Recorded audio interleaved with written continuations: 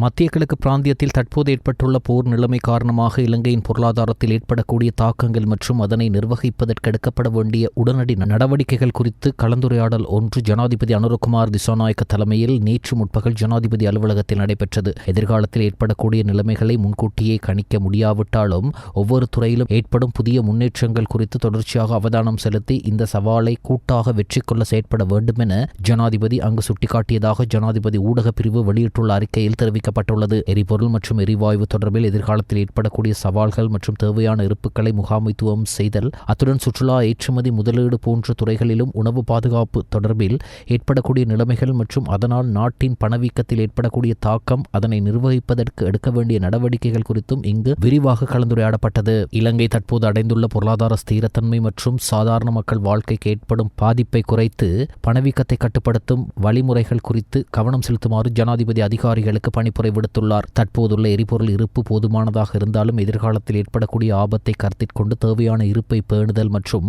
முகாமைத்துவம் செய்தல், உலக சந்தையில் ஏற்படவுள்ள எரிபொருள் விலை ஏற்ற இறக்கங்கள் குறித்தும் இங்கு கவனம் செலுத்தப்பட்டது. இந்த நிலைமைகளை முகாமைத்துவம் செய்வது குறித்து கவனம் செலுத்திய ஜனாதிபதி அதற்காக எடுக்கப்பட வேண்டிய நடவடிக்கைகள் குறித்தும் கேட்டறிந்தார். எரிவாயு இருப்பை பேணுவதில் களஞ்சிய வசதிகள் போதாமையால் ஏற்பட்டுள்ள சிக்கல்கள் மற்றும் அதற்கு தீர்வுகளை காண்பது குறித்தும் அதற்காக குறுகிய காலத்தில் பின்பற்றக்கூடிய உத்திகள் குறித்தும் இங்கு கவனம் செலுத்தப்பட்டது.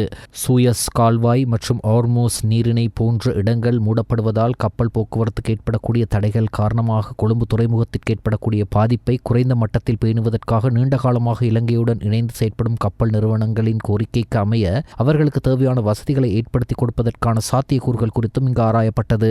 தற்போது நாட்டில் போதுமான உணவு இருப்பு காணப்படுவதாகவும் எதிர்காலத்தில் ஏற்படக்கூடிய அபாயத்தை கருத்தில் கொண்டு தேவையான நடவடிக்கைகளை எடுக்க திட்டங்கள் வகுக்கப்பட்டுள்ளதாகவும் வர்த்தக, வாணிப, உணவு பாதுகாப்பு மற்றும் கூட்டுறவு அபிவிருத்தி அமைச்சின் செயலாளர் இங்கு சுட்டிக்காட்டினார். தற்போது பாதிக்கப்பட்டுள்ள சுற்றுலா பயணிகளுக்கு தேவையான வசதிகளை வழங்க நடவடிக்கைகள் எடுக்குமாறும் ஜனாதிபதி இங்கு சம்பந்தப்பட்ட தரப்பினருக்கு அறிவுறுத்தினார். இலங்கைக்கு அதிகளவான சுற்றுலா பயணிகள் வரும் ஐரோப்பிய வலயத்தைச் சேர்ந்த சுற்றுலா பயணிகள் மத்திய கிழக்கு ஊடாகவே நாட்டிற்கு வருவதால் நாட்டின் சுற்றுலாத்துறையை தொடர்ந்து பேணுவதற்கு விமான போக்குவரத்தில் ஏற்படக்கூடிய மாற்று நடவடிக்கைகள் குறித்து தற்போது கலந்துரையாடப்பட்டு வருவதாக சுற்றுலாத்துறை அமைச்சின் அதிகாரிகள் இங்கு சுட்டிக்காட்டினர். இதற்காக தற்போது எடுக்கப்பட்டுள்ள நடவடிக்கைகள் குறித்து துறைமுகங்கள் மற்றும் சிவில் விமான போக்குவரத்து அமைச்சின் அதிகாரிகள் விளக்கம் அளித்தனர். முதலீட்டு துறையில் ஏற்படக்கூடிய வாய்ப்புகளை பயன்படுத்திக் கொள்வது குறித்தும் இங்கு கவனம் செலுத்திய ஜனாதிபதி அதில் திட்டமிட்டு செயற்பட வேண்டியதன் அவசியத்தை சுட்டிக்காட்டினார். தரவு மையங்கள் போன்ற புதிய தொழில்நுட்பங்களை பயன்படுத்தி மேற்கொள்ளப்படும் முதலீடுகளை ஊக்குவிப்பதற்காக சலுகை பொதியொன்றை தயாரிக்குமாறும் டிஜிட்டல் பொருளாதாரம் தொடர்பான ஜனாதிபதியின் சிரேஷ்ட ஆலோசகர் ஆன்ஸ் விஜயசூரிய தலைமையில் அந்த பணிகளை கண்காணிக்குமாறும் நிதி அமைச்சுக்கு அறிவுறுத்தியுள்ளார்.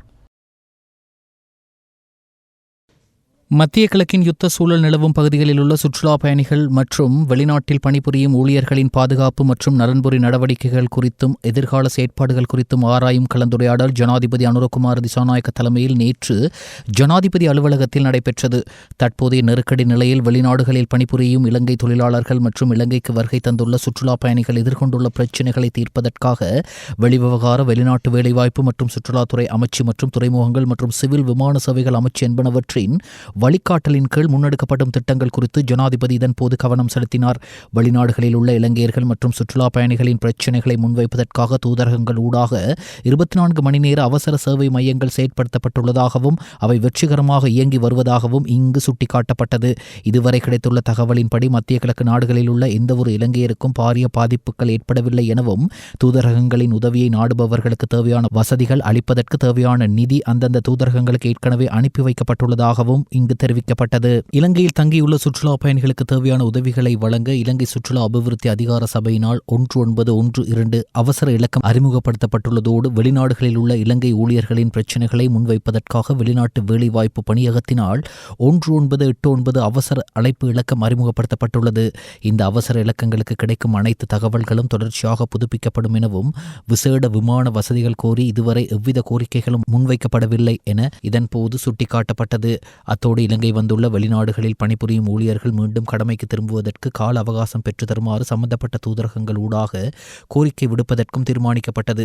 சுற்றுலா மற்றும் வர்த்தக நோக்கில் மத்திய கிழக்கு நாடுகளுக்கு சென்று நாடு திரும்ப முடியாமல் தங்கியுள்ள இலங்கையர்கள் குறித்து கண்டறிந்து அவர்களை மீண்டும் அழைத்து வர தேவையான வசதிகளை மேற்கொள்ளுமாறு ஜனாதிபதி அதிகாரிகளுக்கு பணிப்புரை விடுத்தார். தற்போது விமான சேவைகள் படிப்படியாக வளமைக்கு திரும்பி வருவதால் எவ்வித தடையுமின்றி தேவையான வசதிகளை வழங்க முடியும் என ஸ்ரீலங்கன் ஏர்லைன்ஸ் அதிகாரிகள் இதன்போது சுட்டிக்காட்டினர். வெளிவிவகார வெளிநாட்டு வேலைவாய்ப்பு மற்றும் சுற்றுலாத்துறை அமைச்சர் விஜித ஹேர, துறைமுகங்கள் மற்றும் சிவில் விமான சேவைகள் அமைச்சர் அனுர கருணாதிலக, சுற்றுலாத்துறை பிரதி அமைச்சர் ருவான் ரணசிங்க, வெளிவிவகார மற்றும் வெளிநாட்டு வேலைவாய்ப்பு பிரதி அமைச்சர் அருண் ஏமச்சந்திர, ஜனாதிபதியின் செயலாளர் கலாநிதி நந்திக சனத்குமார் நாயக்க, ஜனாதிபதியின் சிரேஷ்ட மேலதிக செயலாளர் ரோஷன் கமகே, வெளிவிவகார வெளிநாட்டு வேலைவாய்ப்பு மற்றும் சுற்றுலாத்துறை அமைச்சின் செயலாளர் அருணி ரணராஜா, துறைமுகங்கள் மற்றும் சிவில் விமான சேவைகள் அமைச்சின் செயலாளர் WWS மங்கள, சிவில் விமான போக்குவரத்து அதிகார சபையின் தலைவர் சுனில் ஜெயரத்ன, இலங்கை சுற்றுலா அபிவிருத்தி அதிகார சபை மற்றும் சுற்றுலா ஊக்குவிப்பு பணியகத்தின் தலைவர் புத்திக ஏவாவசம், வெளிநாட்டு வேலைவாய்ப்பு பணியகத்தின் தலைவர் கோசல விக்ரமசிங்க, குடிவரவு மற்றும் குடியகழ்வு கட்டுப்பாட்டாளர் நாயகம் சமிந்த பதிராஜ, கட்டுநாயக்க விமான நிலைய முகாமைத்துவ பிரதானி அருண ராஜபக்ச மற்றும் அதிகாரிகள் இக்கலந்துரையாடலில் பங்கேற்றனர்.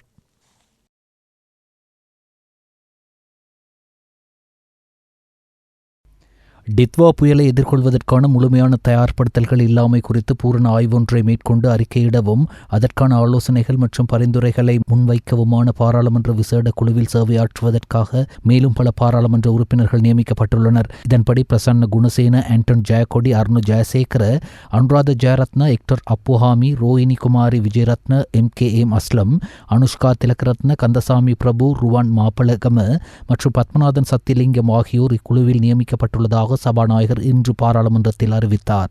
இந்த விசேட குழுவின் தலைவராக அமைச்சர் நலிந்த ஜெயதிச செயற்படுகின்றமை குறிப்பிடத்தக்கது. கௌரவ பிரதமர் அவர்கள் இங்கே வருகை தந்திருக்கிறதுக்கு என்னோட மனமார்ந்த நன்றி நான் தெரிவிச்சுக்கிறேன். கௌரவ பிரதமர் அவர்களே, இன்றைக்கி ஒரு முக்கியமான விஷயம் இந்த சபையில் நான் பேச வேண்டியதாக இருக்குது. ஒரு வேதனைக்குரிய விஷயம்.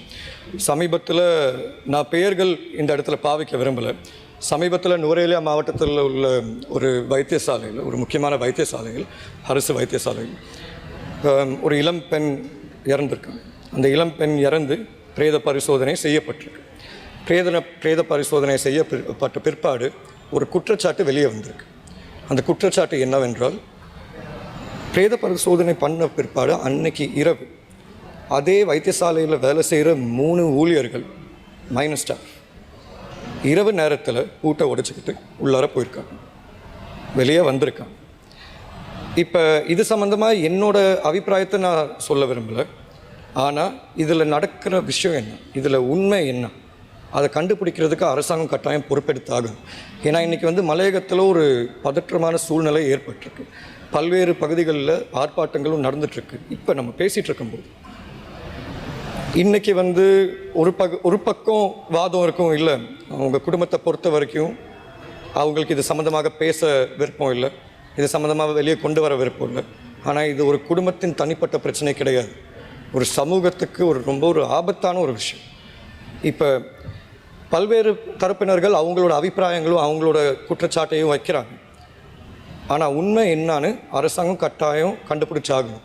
அதே வைத்தியசாலையில் வேலை செய்யும் ஒரு மூத்த மருத்துவர் அவரோட ஸ்டேட்மெண்ட், அவரோட வாக்குமூலத்தை மீடியா ஊடக பிரிவு கிட்ட வெளிப்படையாகவே சொல்லியிருக்காரு.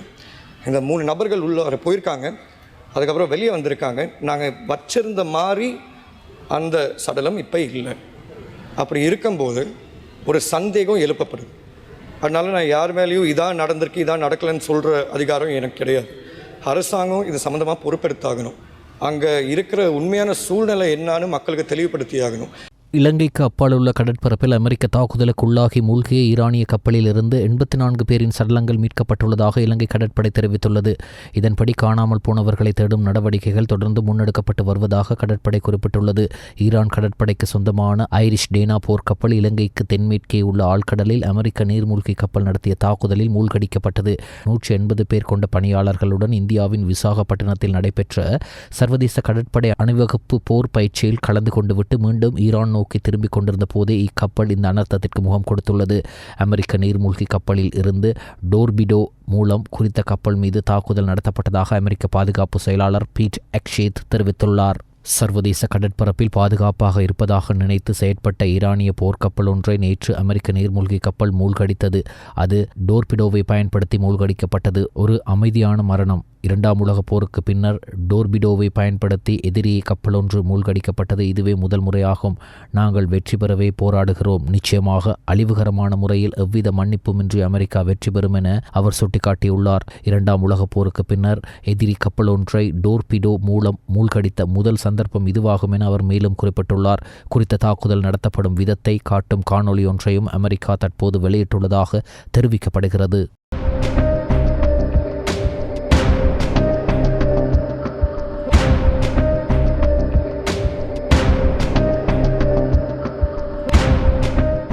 மத்திய கிழக்கின் பல நாடுகளின் வெளிவிவகார அமைச்சர்களுடன் வெளிவிவகார அமைச்சர் விஜித ஹேரத் தொலைபேசி ஊடாக கலந்துரையாடல்களை மேற்கொண்டுள்ளார். இதன்படி கட்டார், லெபனான், ஜோர்தான் மற்றும் குவைத் ஆகிய நாடுகளின் வெளிவிவகார அமைச்சர்களுடன் அவர் கலந்துரையாடியுள்ளார். இதன்போது அப்பிராந்தியத்தில் நிலவும் போர் சூழலினால் அந்தந்த நாடுகள் எதிர்நோக்கியுள்ள நிலைமைகள் குறித்து கேட்டறிந்த அமைச்சர் அதற்காக தனது ஆழ்ந்த வருத்தத்தையும் அனுதாபத்தையும் தெரிவித்தார். மேலும் அந்த நாடுகளில் வசிக்கும் இலங்கையர்களின் பாதுகாப்பை உறுதிப்படுத்துமாறும் அமைச்சர் இதன்போது வேண்டுகோள் விடுத்தார். அந்த நாடுகளில் இருந்து இலங்கைக்கு வருகை தந்துள்ள சுற்றுலா பயணிகளின் பாதுகாப்பை இலங்கை அரசாங்கம் ஏற்றுக்கொண்டுள்ளதாகவும் அமைச்சர் விஜித ஹேரத் சுட்டிக்காட்டினார். அவசர காலங்களில் கோரப்படும் மனிதாபிமான உதவிகளை வழங்க இலங்கை தயக்கமின்றி முன்வரும் என்றும் அவர் தெரிவித்தார். இந்த மனிதாபிமான அணுகுமுறைக்காக மத்திய கிழக்கு நாடுகளின் வெளிவிவகார அமைச்சர்கள் அமைச்சர் விஜித ஹேரத்துக்கு தமது மனமார்ந்த நன்றிகளை தெரிவித்தனர். அத்துடன் அங்கிருக்கும் இலங்கையர்களின் பாதுகாப்பை உறுதிப்படுத்துவதாகவும் அவர்கள் மேலும் உறுதியளித்தனர். ஈரானின் ஆன்மீக உச்ச தலைவர் அயத்துல்லா அல் கமேனியின் மறைவையொட்டி இலங்கை அரசாங்கம் மற்றும் மக்கள் சார்பாக அமைச்சர் விஜித ஹேரத் அவர்கள் தனது ஆழ்ந்த இரங்கலை தெரிவித்துள்ளார். கொழும்பில் உள்ள ஈரான் இஸ்லாமிய குடியரசு தூதரகத்திற்கு விஜயம் செய்த அமைச்சர் அங்கு வைக்கப்பட்டிருந்த இரங்கல் புத்தகத்தில் கையொப்பமிட்டு தனது செய்தியை பதிவு செய்தார். அமைச்சர் விஜித ஹேரத் விடுத்துள்ள இரங்கல் செய்தியில் குறிப்பிட்டுள்ளதாவது: ஈரானின் உச்ச தலைவர் அயத்துல்லா அலி கமேனி அவர்களின் மறைவு குறித்து ஈரான் இஸ்லாமிய குடியரசிற்கு தனது ஆழ்ந்த இரங்கலை தெரிவித்துக் கொள்கின்றேன். அவரது பதவிக்காலத்தில் இலங்கை மற்றும் ஈரான் இடையிலான இருதரப்பு உறவுகள் கணிசமான முறையில் விரிவடைந்தன. ஈரான் வழங்கி வரும் நட்புறவை இலங்கை எப்போதும் உயர்வாக மதிக்கிறது. இந்த துயரமான வேளையில் எமது எண்ணங்கள் ஈரான் நாட்டு மக்களுடன் நிலைத்திருக்கும். இலங்கைக்கும் ஈரானுக்கும் இடையிலான நீண்டகால ராஜதந்திர உறவுகளை நினைவு கூர்ந்த அமைச்சர் ஈரான் மக்களின் துயரத்தில் இலங்கையும் பங்கெடுத்துக் கொள்வதாக தெரிவித்தார். எதிர்க்கட்சித் தலைவர் சஜித் பிரேமதாச நேற்று பிற்பகல் இலங்கையில் உள்ள ஈரான் தூதரகத்திற்கு சென்று இலங்கைக்கான ஈரானிய தூதுவரை சந்தித்து மத்திய கிழக்கு பிராந்தியத்தில் தற்சமயம் நடந்து வரும் போர் சூழலால் உயிரிழந்த ஈரானின் ஆன்மீக தலைவர் அயத்துல்லா அல் கமேனி மற்றும் ஈரானியர்களுக்கு தனது ஆழ்ந்த அனுதாபங்களையும் இரங்கலையும் தெரிவித்தார். அவ்வாறே தற்சமயம் நடந்து வரும் போர் சூழலால் ஐக்கிய அரபு அமீரகம், கட்டார், சவுதி அரேபியா, ஜோர்டான் மற்றும் குவைத் உள்ளிட்ட மத்திய கிழக்கு பிராந்தியத்தில் உயிரிழந்த மக்களுக்கும் எதிர்க்கட்சித் தலைவர் சஜித் பிரேமதாச தனது அனுதாபங்களையும் இரங்கலையும் இதன்போது தெரிவித்தார். இந்த மோதல்கள் முடிவுக்கு வந்து மத்திய கிழக்கு பிராந்தியத்தில் அமைதியும் சமாதானமும் நிலவட்டும் என்று எதிர்க்கட்சித் தலைவர் சஜித் பிரேமதாச இங்கு பிரார்த்தித்தார். ஈரான் உச்ச தலைவர் அயத்துல்லா அல் கமேனியின் மறைவையொட்டி கொழும்பில் உள்ள ஈரானிய இஸ்லாமிய குடியரசு தூதரகத்தில் வைக்கப்பட்டுள்ள அனுதாப புத்தகத்தில் முன்னாள் ஜனாதிபதி ரணில் விக்ரமசிங்க கையெழுத்திட்டார். போர் சூழலை தடுப்பதற்காக உருவாக்கப்பட்ட சர்வதேச அமைப்புகளுக்கு இந்த நேரத்தில் பெரும் பொறுப்பு காணப்படுகிறது. அந்த அமைப்புகள் தமது முழு சக்தியையும் பயன்படுத்தி போரை நிறுத்த நடவடிக்கை எடுக்க வேண்டும் என அரசாங்கம் வலியுறுத்தியுள்ளது. கொழும்பில் உள்ள அரசாங்க தகவல் திணைக்களத்தில் நேற்று புதன்கிழமை இடம்பெற்ற அமைச்சரவை தீர்மானங்களை அறிவிக்கும் ஊடகவியலாளர் மாநாட்டில் அமைச்சரவை பேச்சாளர் அமைச்சர் நலிந்த ஜெயதிச இவ்வாறு வலியுறுத்தினார். இது தொடர்பில் அவர் மேலும் குறிப்பிடுகையில், போரினால் உயிரிழந்த அனைத்து தரப்பினருக்காகவும் இலங்கை அரசாங்கம் தனது ஆழ்ந்த வருத்தத்தை தெரிவித்துக் கொள்கிறது. இதில் அரசு தலைவர்கள், ராஜதந்திரிகள், பொதுமக்கள் மற்றும் பாடசாலை மாணவர்கள் என போரின் எந்த பக்கத்தில் இருந்தாலும் பாதிக்கப்பட்ட அனைவருக்காகவும் கவலை கொள்கின்றோம். இந்த மோதல்கள் விரைவில் முடிவுக்கு வர வேண்டும் என்பதே அரசாங்கத்தின் பிரார்த்தனையாகும். மோதல்களில் ஈடுபட்டுள்ள அனைத்து தரப்பினரும் பேச்சுவார்த்தை மூலம் தீர்வுகளை காண வேண்டும். இத்தகைய போர் சூழலை தடுப்பதற்காக உருவாக்கப்பட்ட சர்வதேச அமைப்புகளுக்கு இந்த நேரத்தில் பெரும் பொறுப்பு காணப்படுகிறது.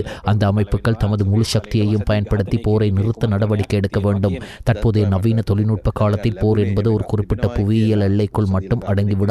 அது எப்போது எங்கு விரிவடையும் என்று கூற முடியாது. ஒரு நாடாக இந்த மோதல்களை குறைப்பதற்கு எந்த வகையில் தலையிட முடியுமோ அல்லது கோரிக்கை விடுக்க முடியுமோ அந்த வகையில் இலங்கை செயலாற்றும். மத்திய கிழக்கு பிராந்தியத்தில் பெருமளவிலான இலங்கையர்கள் பணியாற்றுவதாலும் உலக பொருளாதாரம் மற்றும் உலக அமைதிக்கு இது அச்சுறுத்தலாக அமைவதாலும் யார் இந்த போரை தொடங்கினாலும் அல்லது இது எவ்வளவு தூரம் வளர்ந்திருந்தாலும் இந்த மோதல்கள் மிக விரைவில் முடிவுக்கு வர வேண்டும் என்பதே இலங்கையின் எதிர்பார்ப்பாகும் என்று அமைச்சர் நலிந்த ஜெயதிச தெரிவித்தார்.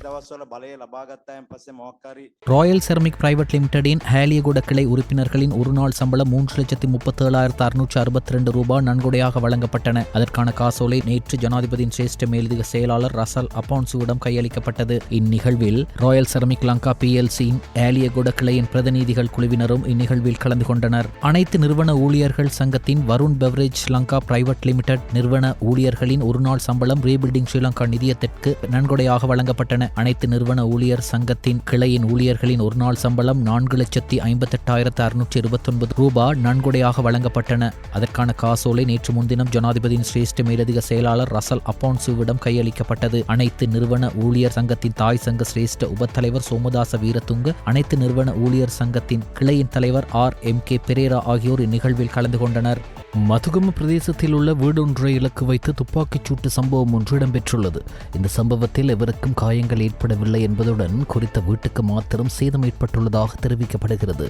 இச்சம்பவம் தொடர்பான மேலதிக விசாரணைகளை மதுகம போலீசார் மேற்கொண்டு வருகின்றனர். பூண்டுலோயா நகர் அருள்மிகு ஸ்ரீ முத்துமாரியம்மன் தேவஸ்தான மாசிமக காம்யோத்சவ பெருவிழாவின் பால்குட பவனி மிக சிறப்பாக இடம்பெற்றது. காலை விநாயகர் வழிபாட்டுடன் ஆரம்பிக்கப்பட்டு விசேட யாக பூஜை மேற்கொள்ளப்பட்டது. தொடர்ந்து புனித கங்கையிலிருந்து பக்தர்கள் புடைசூழ மேலதாளங்கள் முழங்க பால்குட பவனி பறவை காவடி என்பன ஊர்வலமாக வரப்பட்டு தீமிதிப்பு இடம்பெற்றது. தொடர்ந்து யாகம் செய்யப்பட்ட கும்பநீர் ஆலய உள்வீதி செய்யப்பட்டு முத்துமாரியம்மனுக்கு அபிஷேகம் செய்யப்பட்டதோடு சங்குகளால் சங்காபிஷேகமும் நடைபெற்றது. தொடர்ந்து பக்தர்களின் பால் அபிஷேகம் செய்யப்பட்டு அடியவர்களுக்கு பிரசாதம் வழங்கப்பட்டது. இதன் போது பூண்டுலோயா பகுதியைச் சேர்ந்து ஏராளமான பக்தர்கள் கலந்து கொண்டனர். சைப்ரஸின் தெற்கு பகுதியில் அமைந்துள்ள பிரித்தானிய ராணுவ தளம் மீது தாக்குதல் நடத்திய ஆளில்லா விமானம் ஈரானிலிருந்து ஏவப்படவில்லை என அந்நாட்டு பாதுகாப்பு அமைச்சு தெரிவித்துள்ளது.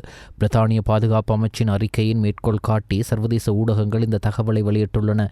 இருப்பினும் குறித்த ட்ரோன் யாரால் ஏவப்பட்டது என்பது குறித்த தகவல்கள் பிரித்தானிய பாதுகாப்பு அமைச்சு இதுவரை வெளியிடவில்லை. ஈரானுக்கு எதிராக அமெரிக்க ஜனாதிபதி டொனால்ட் ட்ரம்ப் மேற்கொள்ளும் ராணுவ நடவடிக்கைகளை கட்டுப்படுத்துவதற்காக அந்நாட்டு செனட் சபையில் முன்வைக்கப்பட்ட பிரேரணை தோல்வி அடைந்துள்ளது. குறித்த பிரேரணைக்கு எதிராக 52 வாக்குகளும் ஆதரவாக 47 வாக்குகளும் கிடைத்துள்ளதாக சர்வதேச ஊடகங்கள் செய்தி வெளியிட்டுள்ளன. நேபாளத்தில் கடந்த ஆண்டு செப்டம்பரில் இளைஞர்கள் போராட்டம் நடத்தினர். இந்த போராட்டம் வன்முறையாக மாறியது. இதனால் பிரதமர் சர்மா ஒலி தனது பதவியை ராஜினாமா செய்தார். இதையடுத்து அந்நாட்டின் சுப்ரீம் கோர்ட் முன்னாள் நீதிபதி சுசிலா கார்கி இடைக்கால பிரதமராக கடந்த ஆண்டு செப்டம்பர் 12ஆம் தேதி பதவியேற்றார். அவரது பரிந்துரையின்படி நேபாள பாராளுமன்றமும் கலைக்கப்பட்டது. மார்ச் 5ஆம் தேதி பொதுத் தேர்தல் நடைபெறும் என அறிவிக்கப்பட்டது. இந்நிலையில் நேபாள நாடாளுமன்றத்திற்கு இன்று பொதுத் தேர்தல் நடைபெறுகிறது. இதில் 1,89,3689 பேர் வாக்களிக்க உள்ளனர்.